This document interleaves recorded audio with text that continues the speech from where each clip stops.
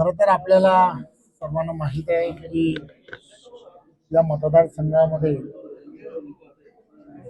पोटनिवडणुकीला इथल्या असणाऱ्या प्रत्येकाला सामोरं जावं लागतं. ही अत्यंत दुःखद अशी घटना आहे. गेली वर्षानुवर्ष महाराष्ट्राची असणारी एक परंपरा आहे की महाराष्ट्रामध्ये निवडणुका आणि निवडणुकीच्या पार्श्वभूमीवरती अशा काही घटना घडल्या आणि पोटनिवडणुकीला जर सामोरं जायचं असेल आणि एखादा लोकप्रतिनिधी की ज्याच्या मृत्यूनंतर त्याच्या कुटुंबातील जर कोणीतरी निवडणुकीला जर सामोरं जाणार असेल तर सहजासहजी बऱ्याच ठिकाणी त्या पोटनिवडणुका ज्या आहेत त्या बिनविरोध होताना आपण बऱ्याच वेळेला पाहिले आणि आपल्याला सर्वांना माहीत आहे की प्राजक्त तानपुरेजी, देवेंद्र फडणवीसजी, मी आम्ही सगळेजण विधानसभांमध्ये एकत्र काम केलं. त्यांच्याकडेही गेल्या वेळा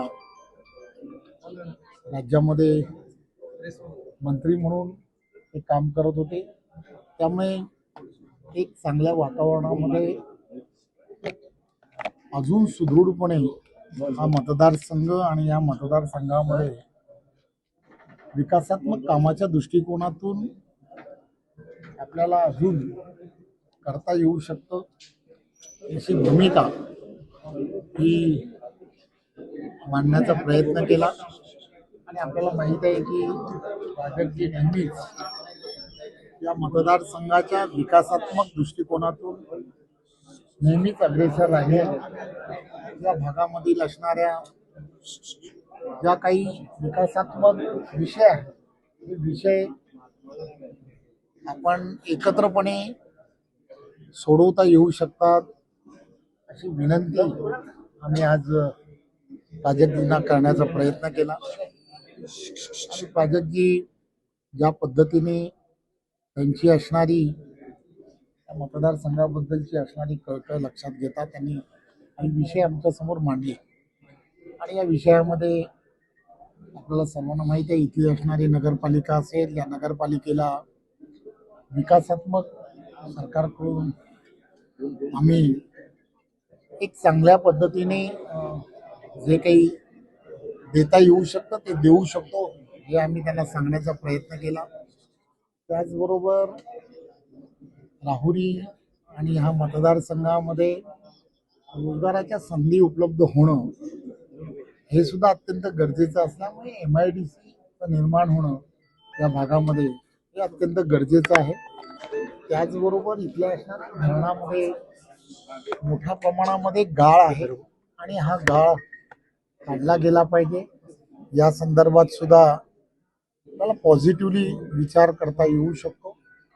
त्या व्यतिरिक्त अम्युजमेंट पार्क वगैरे अशा काही गोष्टी, साखर कारखाना, या सगळ्या गोष्टी ज्या आहेत त्या इथे त्याचं ॲक्विजिशन वगैरे करण्याच्या संदर्भात काही गोष्टी सुरू आहेत. तर त्यालाही आम्हाला ते थांबवणं म्हणा किंवा त्या सगळ्या गोष्टींमध्ये जे तिथल्या नागरिकांना जे आवश्यक आहे ते आपल्याला कसं करता येऊ शकतं. आणि कारखान्याच्या संदर्भामध्ये पण आपल्याला सर्वांना माहीत आहे स्वतः विखे पाटीलजी त्या कमिटीवरती आहे. त्यामुळे जो प्रस्ताव आहे तो प्रस्ताव शासनाकडून करून घेणं या सगळ्या गोष्टी सहजपणे आपल्याला करता येऊ शकतात. खरं तर या सगळ्या गोष्टी या संपूर्ण मतदारसंघाच्या दृष्टिकोनातून महत्त्वाच्या आहेत. आणि आम्ही त्यांना आज इथे येऊन विनंती केली. विनंती करून हे सांगण्याचा प्रयत्न केला. देवेंद्रजींशी पण त्यांचं बोलणं करून दिलं की आम्ही असं असं त्यांच्याशी सगळ्यांशी चर्चा झाली आहे आणि साहेब आपल्याला हे सर्व करावं लागेल. आणि मला आपल्या सर्वांच्या माध्यमातून प्राजक्तजींना आणि सर्व त्यांच्या बरोबर असणाऱ्या सहकाऱ्यांना आणि कार्यकर्त्यांना एवढीच विनंती करायची आहे की आम्ही सर्वजण त्यांच्या बरोबर आहोत आणि ते जे म्हणतील किंवा ज्या पद्धतीने ते या सगळ्या विकासात्मक कामाचं बद्दल विचार करतील. महायुतीचं पूर्ण सरकार हे त्यांच्या या सगळ्या मागण्याबद्दल सकारात्मक राहील ही भावना आम्ही, हे आणि त्यांचे भाऊ दोघं जण होते, त्यांच्याशी आम्ही चर्चा केली. त्यामुळे आम्हाला असं वाटतं की त्यांनी सुद्धा जे आम्ही विचार करतोय त्याबद्दल एकदम सहानुभूती विचार करावा ही आम्ही त्यांना विनंती करतो.